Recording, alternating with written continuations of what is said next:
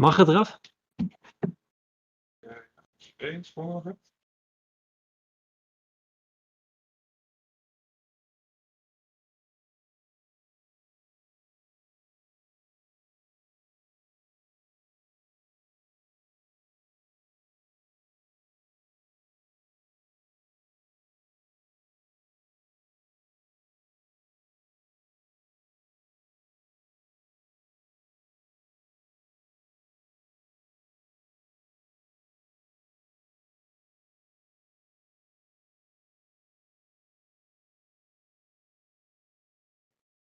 Perfect. So, welcome everybody at our changed Utrecht Blockchain Nights. It's a little bit of a different format nowadays. We actually just concur an interview with people we think are interesting and are working on interesting projects. So this time we have Mick de Graaf. He works on PieDAO. It's a Dutch guy, Mick, and we've met earlier before at Lisk Center or during some meetups. I will ask him some questions and he will probably answer them in one way or another. Welcome. Hello, thank you. Nice to have you here. And cheers. Yeah, thanks. Let's start with a couple of personal questions. Who are you? I'm Mick de Graaf. I'm now basically lead developer at the PieDAO, which is an asset allocation DAO. And I think I've been involved in crypto since like 2013 with some Bitcoin, and since 2015 it started to pick up because then I heard about Ethereum, which I thought was really cool. And since I think 2017, I've been developing smart contracts professionally, like mostly as a contractor. Cool. And always with PieDAO? PieDAO is only it has been deployed in April, but the project, like the company who initiated it, is a bit older. But I joined like a year ago, I think. It's now September. Yeah, I think end of August last year, so it's now almost a year already. That's pretty cool. Yeah. So you are working on PieDAO since a year, and you contracts 2017. What did you do in between? Between 2017 and I worked. I had this crypto collectibles dev, which was called Crypto Pepes, which is now discontinued because it was costing too much money to keep it online. And I also did some contracting, and like the most fun thing I did in terms of contracting was at the port of Rotterdam, where we built this energy trading system with Ethereum technology. Oh, cool. Is it live?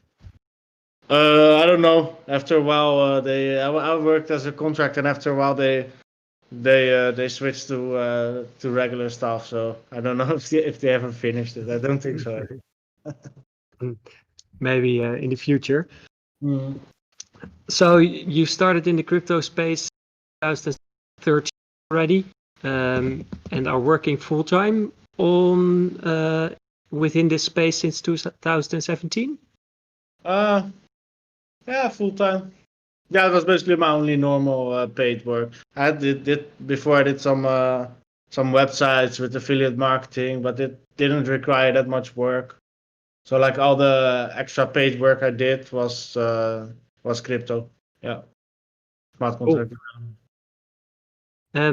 So what is PieDAO in a couple of sentences? Yeah, I would describe PieDAO as a DAO. It's creates asset allocations, which allow you to have exposure to have a diversified portfolio represented by a single token. I think that's the most fitting explanation for now. And right now we have two products, which are baskets of different representations of Bitcoin, and one is a representation of the US dollar. But we already have it ready, but we're also going to launch pretty soon, I think next week. We're going to launch this DeFi index, which is a collection of different DeFi tokens. And after that, we're going to expand our products a bit to other financial instruments like synthetic assets and options and that stuff. So at first it's asset representation. Do I spell it correctly? Yeah, like our first two projects, we're basically testing the technology we've built, and they are like a diversified exposure to different tokenized Bitcoin on Ethereum. So like if you have all of your eggs in one basket and the basket falls, then your money is gone. But here, if you spread out the risk among like 4 different coins and one of them fails, you only lose 25%. Own the assets if you buy it? Sorry? Do you own the assets if you? Yeah. Like at any moment in time, you can use the underlying assets to mint the portfolios, but you can also like destructure them and get the underlying assets out for the proportionate amount you own of the pool. So, was this the original, or have you? I heard that there was that the company actually. Like your audio is dropping a bit, so I'm getting like half sentences. Sorry. The original and then. So the original company PieDAO, I heard that before they were named PieDAO, they actually already developed a DEX wallet. How did it originate? Yeah, I also will not say like PieDAO is a company. PieDAO is a DAO, right? So it has no legal entity whatsoever. So it's blockchain native, but the company, which I officially am a contractor for the company, which is called DexLab, and DexLab works as a contractor for PieDAO. And DexLab used to build Dex Wallet, which was the first mobile-only DeFi wallet. So we were among the first to actually integrate stuff like Compound, BZX, Kyber on a mobile platform. But now we're not working on that anymore because there's now so much wonderful mobile wallets out there that it makes no real sense for us, and there's not really a business model in wallets, I think.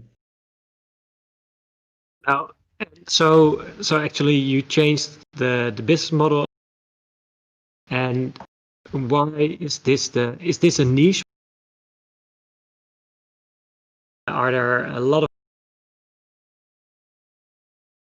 Like I heard we changed the business model, and is this a niche? And a lot. So I think it. Yes, the company is now doing a different thing, and is it a niche? I think asset management on the blockchain right now is a small market, so it's a different corner of the market. So I would consider it a niche for now. 1 second, I hope my sound will be better now.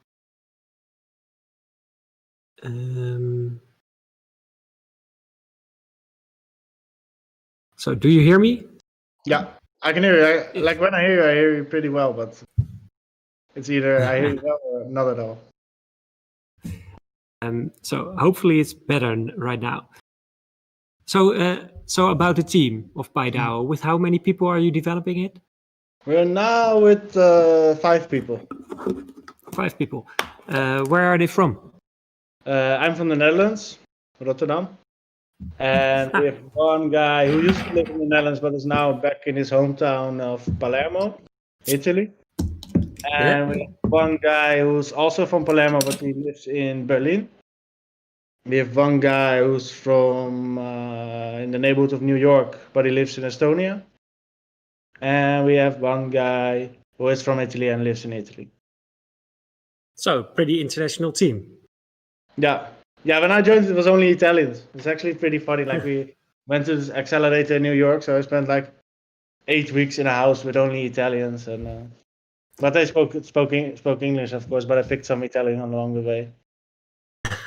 Nice. So how was that accelerator? Did you join with PieDAO? We joined with the company DexLab, but we had this idea for the Earn network. Which basically became PieDAO, but we called it the Earn network back then.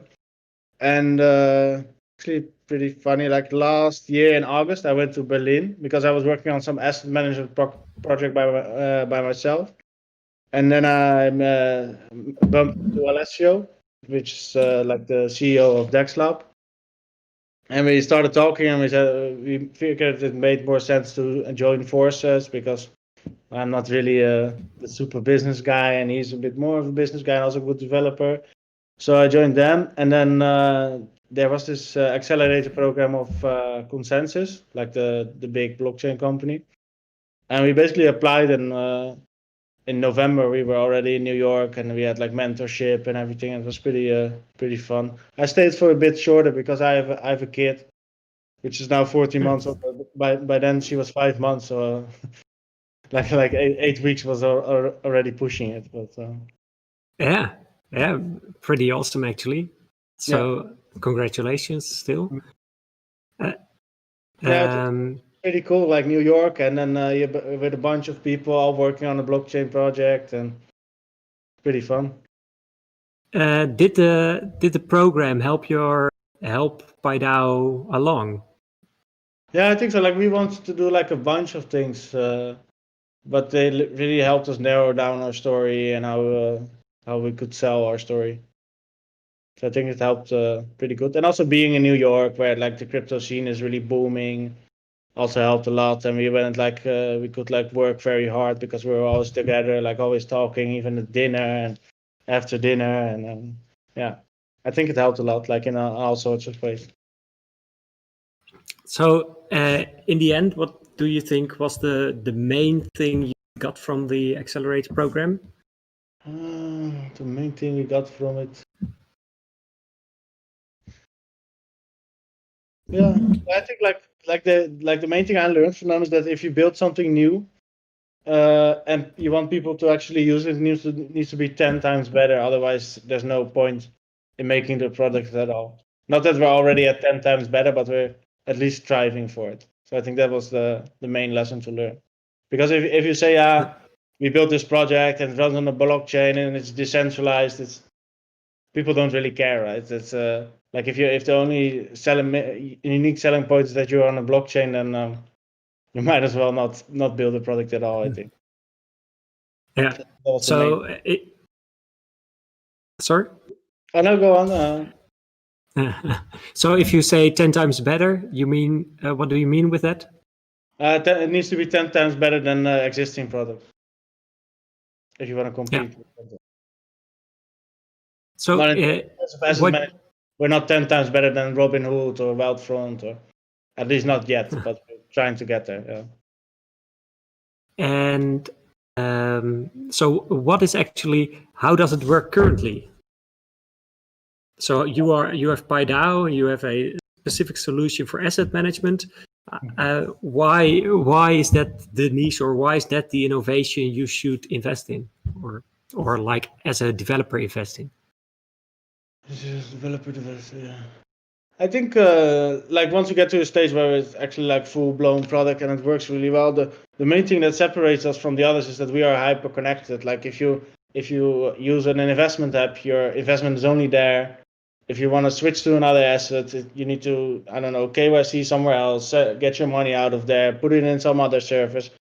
But I think like the project will be 10x better when we actually have like full blown asset allocation strategies, which also include real world assets, and the way how they are liquid and have no geographic restrictions. And I think that will make it 10x better. But for now, we're not there yet. But so if I understand correctly, it's the digitization and the fact that you have like that you can only KYC once and then move your assets around or change assets quickly. you never have to KYC. Oh. Yeah, because we're a decentralized project, right? Like there's no like who should you KYC to? Like the Ethereum blockchain or yeah. So that's interesting. Maybe it's a good link towards the DAO itself. You say PieDAO is a DAO. Is the company a DAO? Are you joining a DAO if you want to buy an asset? How does that work? How does it look like? Like me myself, I'm in the Netherlands they call it ZZP'er, and I'm a contractor for DexLab, and DexLab works for the DAO, and the DAO is its own entity which only lives on the blockchain. So the DAO is not a company in the traditional sense, no. And So if you want to be the part of the DAO, you can, like right now, you can do it. We call it a token request. You basically say to the DAO, "Hey, I want to join. I'm willing to pay this amount of Ether for this amount of DAO tokens. Will you accept me? Yes or no?" And then the DAO will vote, "Yes, we want you in," or "Yes" or "No." And that's how it is today. And then starting, I hope not next week, but the week after, then we're gonna migrate our token to a tradable one, and then anyone can buy it and be part of the DAO and participate in governance, make proposals, do new stuff. cool.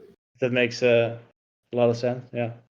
So if you do a token request and you receive tokens from the DAO, then you are part of the governance. Or should you do it if you want to use your products? Those two are separated things. Like the projects are created by the DAO and governed by the DAO. But if you want to buy the DAO tokens, then you can participate in the organization basically. But you're not using the products per se. So there's like two types of users. Like people, just like in companies, like you can, you can own a part of a company. Like you can own a part of Apple, or you can buy an iPhone. Yes. So you do not need to own a part of the company if you want to buy the iPhone, but you can do both. Yeah, of course. Yeah. And so, like from next week, it seems like a big milestone for you guys if you are going to be tradable. Yeah, like it's not like we expect like the audit results of the contracts to come in on Wednesday, and then we need to prepare some stuff, pass a few votes, and then we can finally let people migrate their tokens. But like they can only, like we had these people who put money in early. They basically said like, okay, my tokens get unlocked after a certain amount of time. So it's like this linear curve, and then you can like slowly migrate some of your tokens to the tradable one and sell it if you like. Yes. And aren't you afraid that like the team loses power over the DAO? No, I don't think it's a problem if we lose control or anything. I think it's actually a good thing. Like we don't want to be in control. Like in 4 years time, 5 years time, I want to be able to step away and let the thing manage itself. Like be able to, like as a community, assign tokens to people who want to build new features, who want to be part of the DAO, and then more and more decentralize the project. I think that's a good thing actually. Yeah, awesome. It seems like you are in like decentralizing your organization itself already. Yeah. That's actually, yeah, since day one, anyone could join, anyone could buy tokens. Like it's I think it's reasonably decentralized. There's like some larger holders in there still, but that will change over time as more tokens get released. Yeah. So going back to your product a little bit, your website says PieDAO is not an investment advisory or money transfer service of any kind. PieDAO does not host or maintain any software or service. PieDAO does not manage or propose asset allocation and gives no guarantees. So, like, if you should, if you would explain once again, because I can understand that not everybody understands directly what you are doing. Can you explain again simply what is PieDAO? What is the asset management? Why should I, if I was not in crypto, but I do have some securities or stocks, why should I use PieDAO? I think at this moment nobody outside of crypto should use decentralized finance at all. I think at this stage, like honestly, like I think there's a very bright future, right? And like some projects have been around for a long time, but yeah, like Not to say we're bad guys or anything, but it's still very experimental. So I think people from the traditional finance world should stay out for a couple of years until the technology is a bit more mature. But if you know the risk and accept the risk, then you can use our products. But yeah. Yeah, that's a fair answer. I think it's a realistic answer. Sometimes we dream a little bit too much. Yeah. So what should we think of in about a couple of years? What is the end goal of PieDAO? Where are you working towards? That's it. For me, it's like democratizing finance, right? Giving people with smaller amounts of wealth the same tools to allocate their funds as the really wealthy ones in this world, because those ones are now getting returns like normal stock traders get, or like investment people get like 5% returns a year, but other people who have their money on their bank account get hit by 1.6% inflation a year. So like the rich get richer and the poor actually get poor. It's a real thing. And I think hopefully in 5 years, if you give the same tools to anyone to grow their wealth, then we might like slow down the increase in the gap of income. But I think that's my main goal, at least. Cool. So it's also a little bit idealistic. Yeah, you need to do something. Yeah. Why else would you work on a project like this, right? If you want to make a lot of money, you should do something more scammy or something, right? But yeah, I think that's the main goal, to like democratize finance a bit like in the mantra of how Bitcoin was created, how you more equalize the world. That's the goal. Yeah.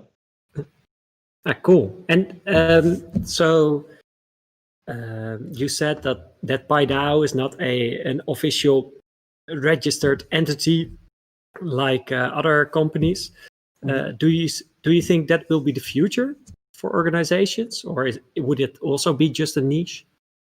I think in these organizations can operate more efficiently, right? Of course, they call them decentralized autonomous organizations, but they're not actually autonomous. They still are like governed by people. It's just a means to organize people.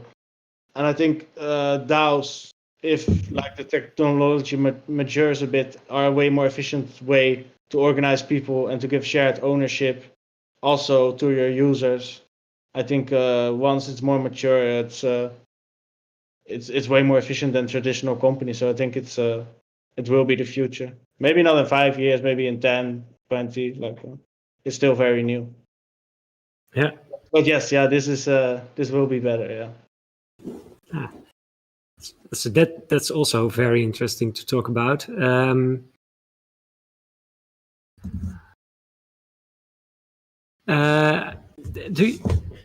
I have a couple of more questions, but if there are any other questions from other people from the Discord or the YouTube channel, just let us know. I will take a quick look to post them to Mick. I know that you also got some investments from different platforms, from leaders in the industry.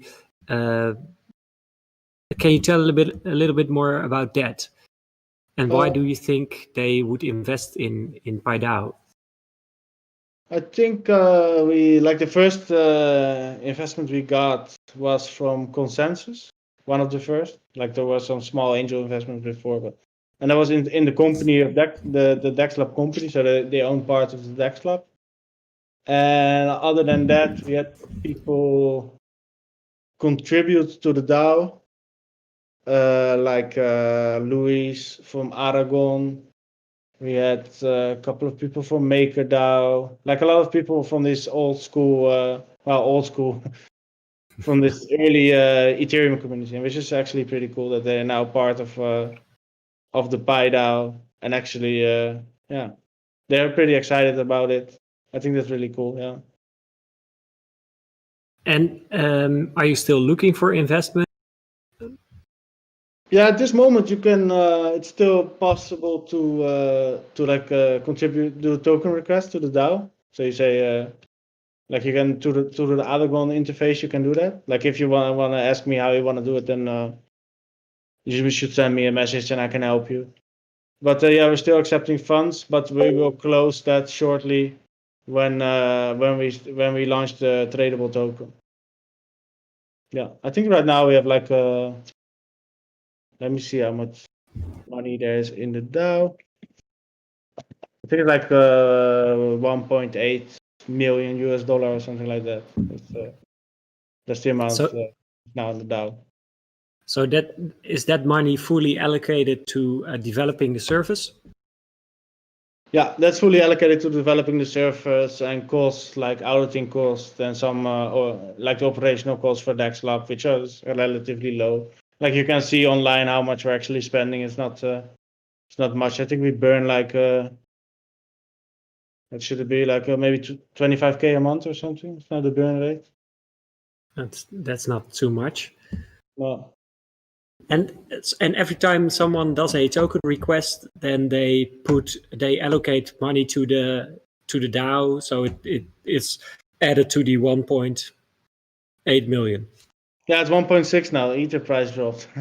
So, yeah, we're like 100% long on Ether, so that's not great. But yeah, every time it gets added to the DAO vault, and in the future, like right now, we don't have fees on the products, but in the future we will have fees on the product, and those will also be used. These will also go to the DAO and will be governed by the DAO itself, and then the DAO can decide like maybe it wants to do a buyback or something. Like somebody proposes it, and then the DAO can buy some of its own tokens back on the market and put it back in the vault or burn it or like yeah, it's basically governed by the people, which is actually pretty cool. So even I don't know where it ends, right? Like I cannot say, yeah, we're gonna do this, but I don't have control.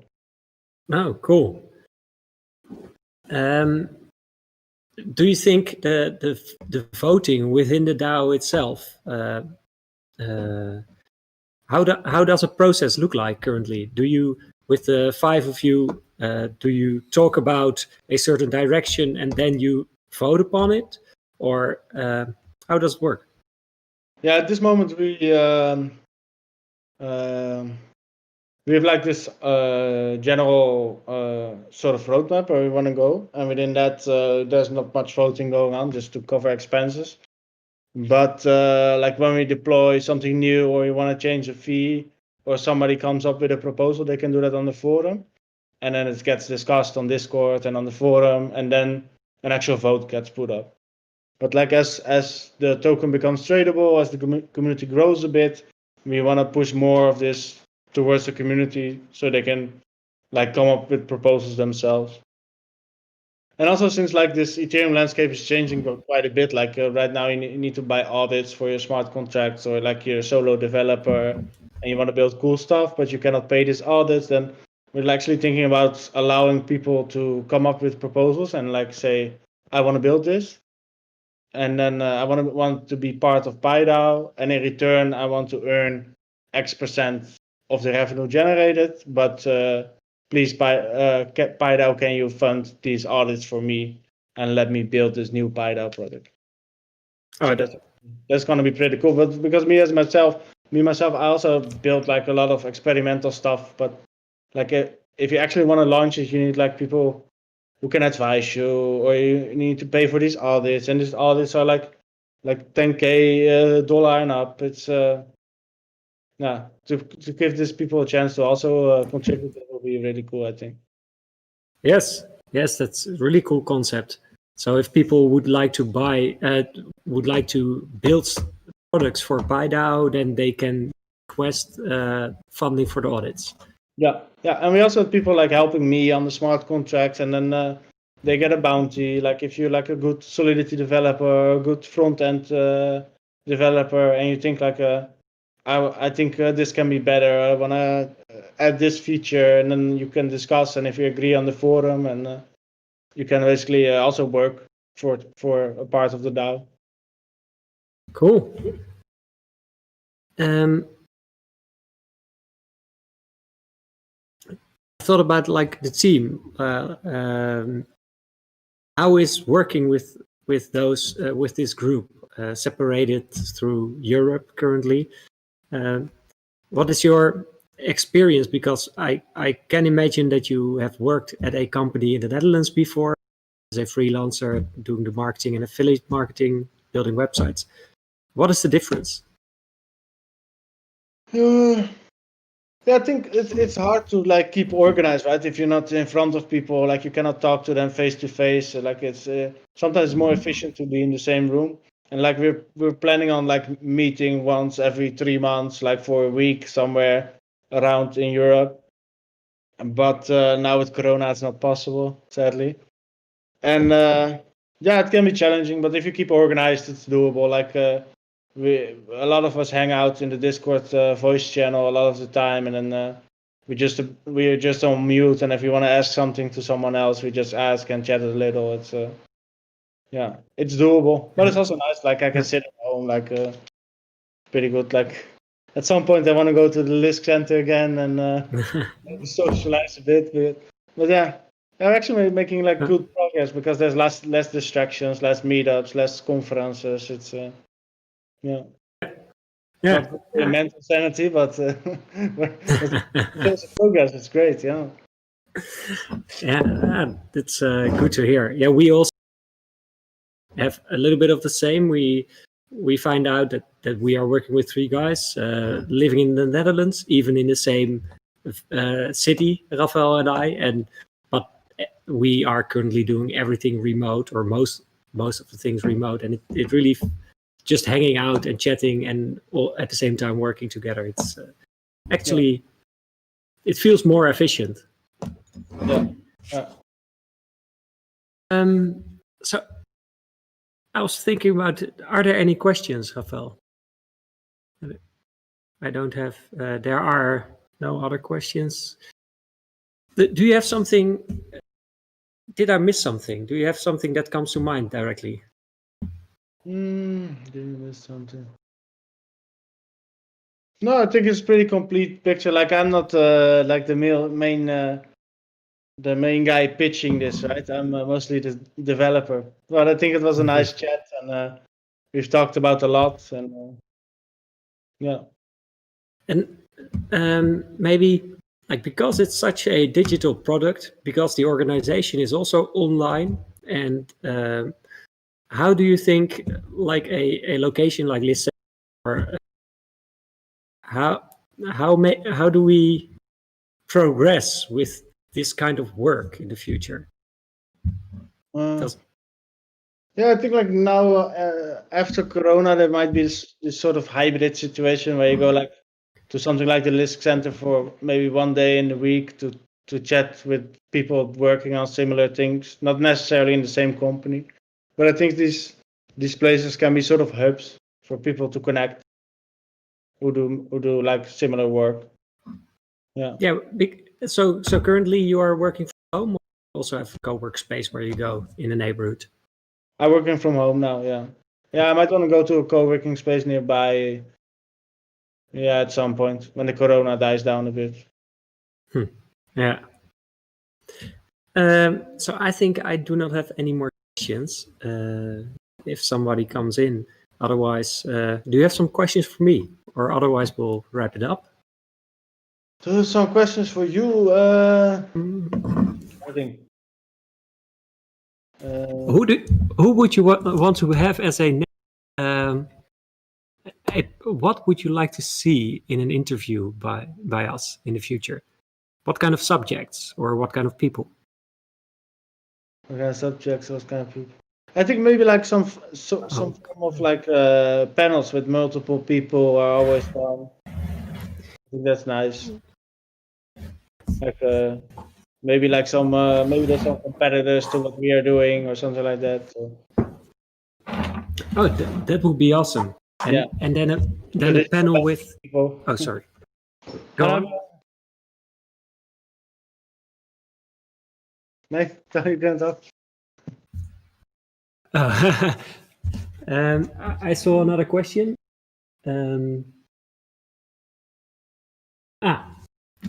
A question from someone at YouTube. He or she tries to download the white paper, but it is not available currently. Yeah, I wonder where we have that link, because like there was never like there was some form of, I think like if you go to docs.PieDAO.org, you will get something which represents some form of white paper. Okay, so docs.PieDAO.org. Yeah, like that link to the white paper is dead, I think. But we should, like, everybody keeps asking, but I don't know where the link is. Yes, I also tried to read it beforehand, and I think I stumbled upon a Typeform thing. Yeah. Like the new website is also bound to release, which doesn't have the link to the white paper because there's only like docs. Like we don't like to waste time on white papers, right? Like it's better to spend like those maybe like couple of days. You can write a white paper in actually releasing something, I think, or building something. Yeah, makes sense. So maybe a last thing to close off with. I saw on the docs that you had like potential use cases. What is a use case that you think is what you think is interesting? What you really like?